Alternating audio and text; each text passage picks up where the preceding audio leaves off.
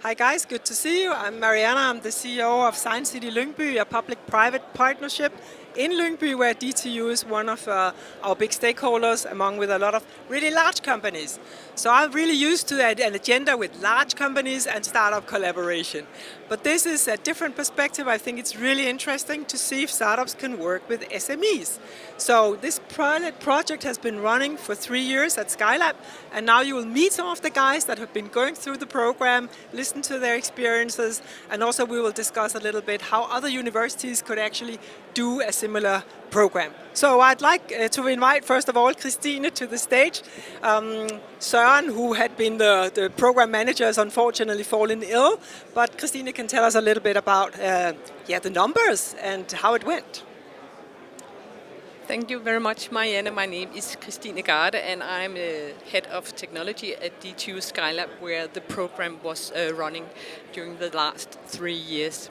So the original intention of the Skylab Pilot project, which is the name of the project, was to make a technology partnership between SMEs and startups. So we very much believed in that startup as SMEs, this kind of collaboration, the SMEs could do a lot of, or have an important impact on the startup by guiding and supporting them in the right direction, developing the startup, by giving access to market and also the business in general. So the focus was very much on technology partnership and technology development. So we made up these partnerships where the startups and the SMEs should work together, and they should do it in an innovation-based ecosystem at the university, where they also could tap in to the knowledge from the students and the labor work from the students, and also from the researchers. All this was supported by Industriens Fond and was running for the last 3 years. All in all, we had 16 startup SMEs collaboration running. And you could say from the start, because we had the focus on the technology development, we placed the startups in what we call developer hall, which is a physical place where the startup could work on their prototype continuously, and also having access to the knowledge and the prototype facilities that are present at DTU Skylab. The goal was then that the startup could demonstrate their solution either for companies or customers, and by that we believed in that this could enable that the startups could develop faster, that new technologies from the startups could be incorporated into Danish SMEs, and also the talent pool here meant by the student, that they could be developed for the labor market, and some of the knowledge from the university actually could come out and bring benefit to society. There was researchers following up on this kind of partnership models, and the researchers' job was to adjust and validate the model for collaboration, and they have come up with some best practice and guidelines if this initiative or this kind of partnership should be rolled out across Denmark. So what was some of the key takeaway from the program that have been running for the last 3 years? If we start by talking about the startups, we actually saw that they were developing quite fast. And that was due to 3 main factors. One was that they had this market access through the SMEs. Also, that we could see that there was complementary knowledge shared between the startup and SMEs that was very beneficial to the startup. And then this focus on technology development and actually making a product ready for the market was really initial. And when we looked into the numbers, we could see out of these 16 startups that has taken part of the partnerships program, 9 of them actually, when leaving the program, they were able to go out and being commercial right away, meaning that they could move into facilities where they were able to pay rental. So they didn't continue into other programs, but they were actually ready to go out and pay rental. If we look into the SMEs, what they got out of it was very much that they learned how to work with the university and also how to navigate within the university. We know that universities can be very complex and it can be very difficult for companies to actually find the right persons or the right departments to work with. And they find their way through with this program. Then they also got new technology and new product inside that was very beneficial to their business. For the students, we could see that they contributed significant to each of these partnerships. They were sort of the engine, the one coming in and assist having hands-on, making the technology development and actually do the hard work. They either did that as a part of their education, it could be as a master, bachelor thesis, or it could be in special course, or some of them were also working as student assistant. And they all met the startups because they have a physical presence in Developer Hall. So what did the students learn? Well, they learned that they use the competences that have got through the education, but they were also introduced to important entrepreneurial skills. They also had the chance to work with startups and actually being ready for their next job. And then they also developed their professional network. Out of these 16 partnerships, 75 students were a part of this. And for the researchers, they were either working as supervisors for the student, or they were engaging with the startup with their knowledge. So the key success factors that we were presented for was actually, it's very important to have a dedicated project management team who are able to do this facilitating, meeting the startup, meeting the SMEs, and also have a good working collaboration.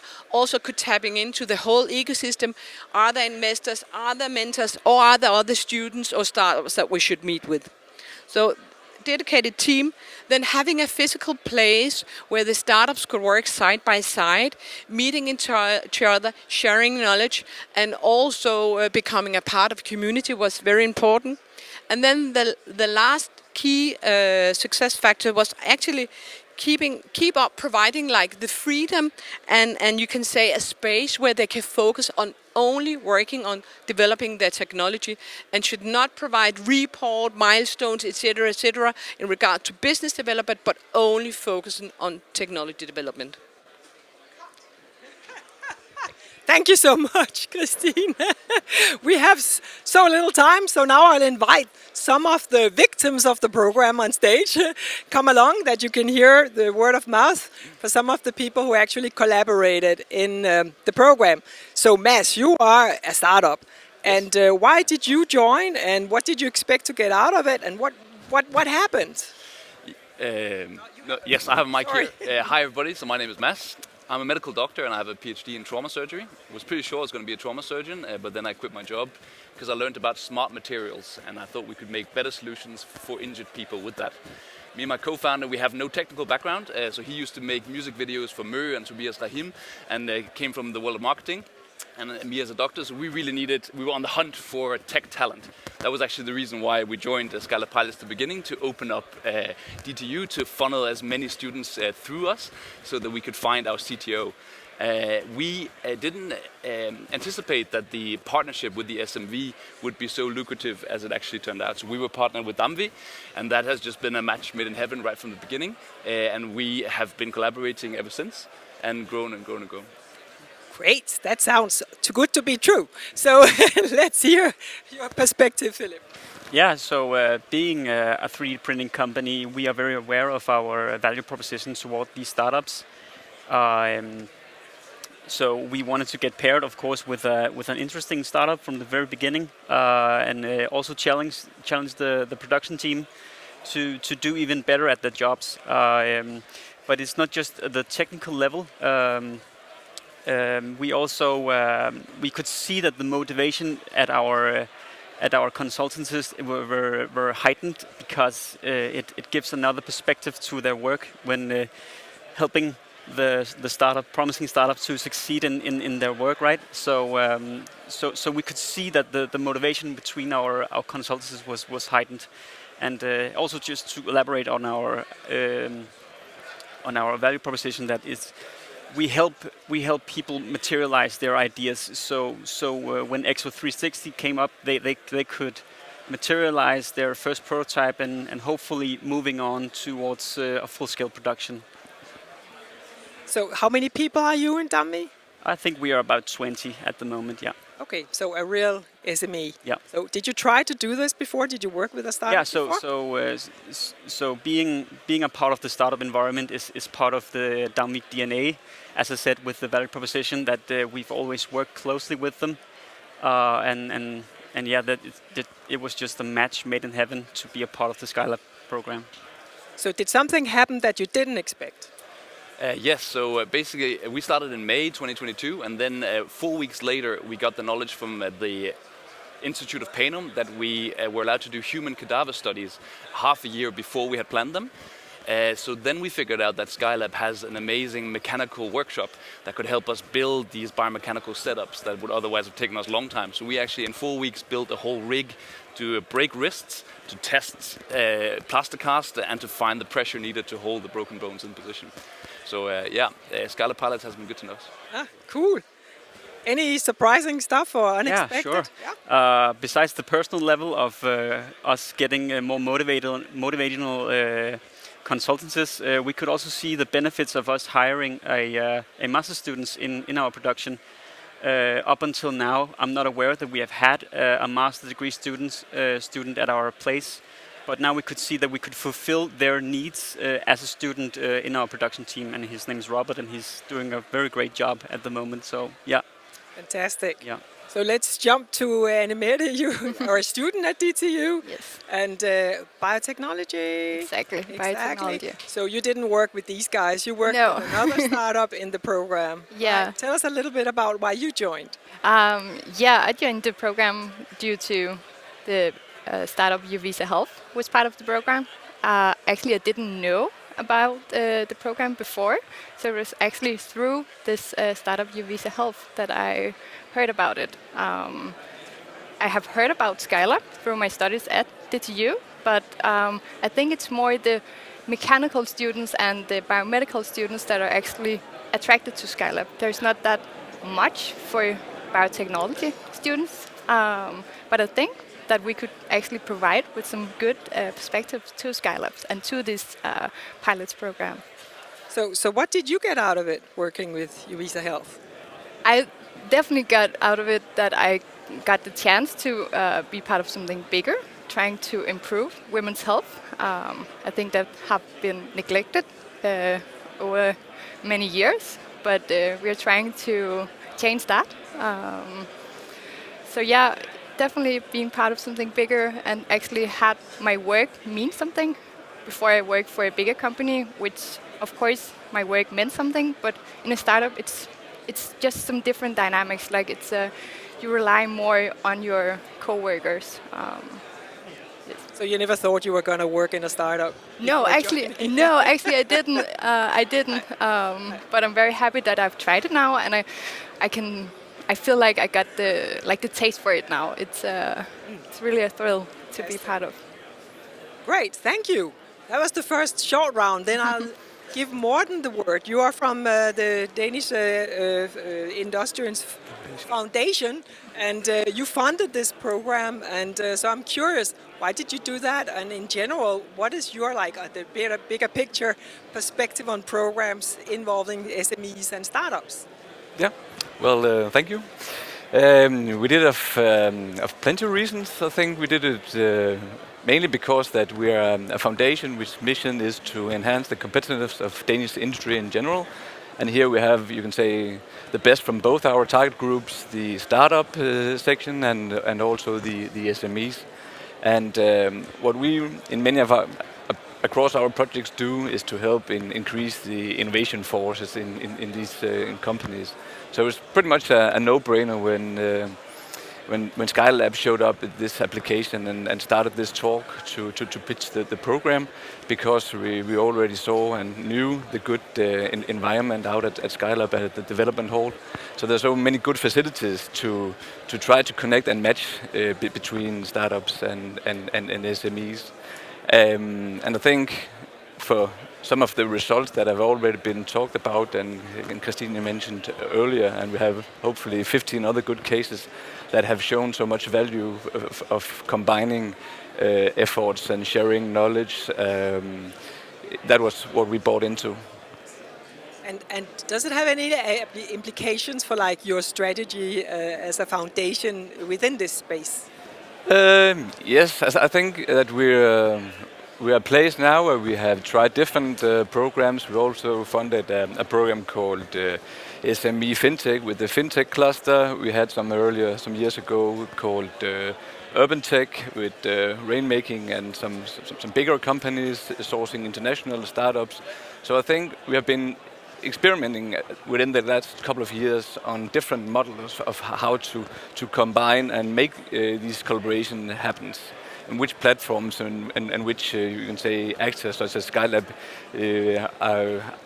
are the ones that can make it happen. So now also I think we are in a state of mind where we can also start to evaluate across the programs, and there's also a white book coming up at the end of this program, because there's been some research attached to the program to follow some of the model and some of the tools and interviewing and making some surveys of the participants to see, okay, what is the glue and what is it that make the magic happen. So hopefully we're also gonna learn across these few programs that we've made now to see, okay, is there some adjustments to be made?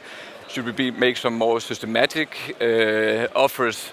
Because of course, we could continue with programs with 20, 15, 5 collaboration. We also need some learning outcome that can inspire the broad ecosystem some more. Also do this by themselves, because I believe there's a lot of private access now, and also some software platforms where you can actually start. But some of my learnings to follow these programs quite closely is that it's all about people, and it's all about having the right, you can say, coordination and facilitator also. So yeah. So I think it's really interesting what you say. I've been in the innovation game in Denmark for many years, and we've been trying to involve SMEs in different pilots and programs and with universities for years and years. Yeah. It's been really hard, and we also have a scale-up issue. So maybe there is some, yeah.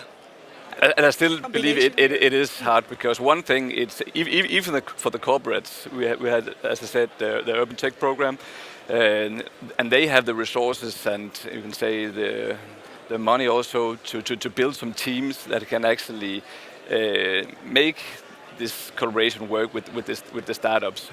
So the SMEs, it's even harder. So I'm really excited to see the learnings of this also, what it means to the SMEs, because we all know that every day SMEs are so busy having so many different hats just to run the day-to-day operations. So also could take this innovation collaboration in, build a team, having the attention from the management and the board, it's so hard. Right. I totally agree, and I wonder, what did you do about that? How did you set up a team or make it happen?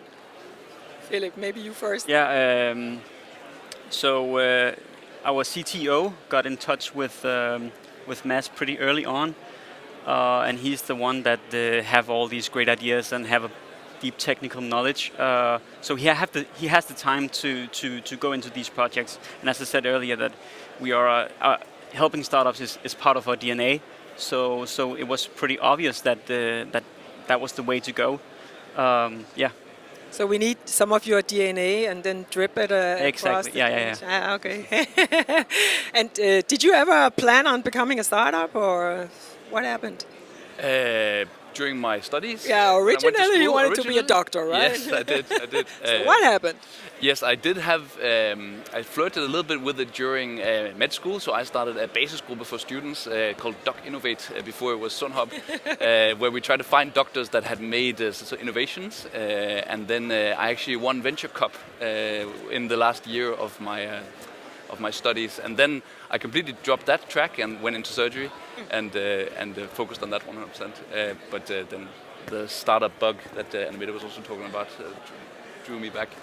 So the program here is special because you focus on technology. So your collaboration is around developing the technology. Yeah.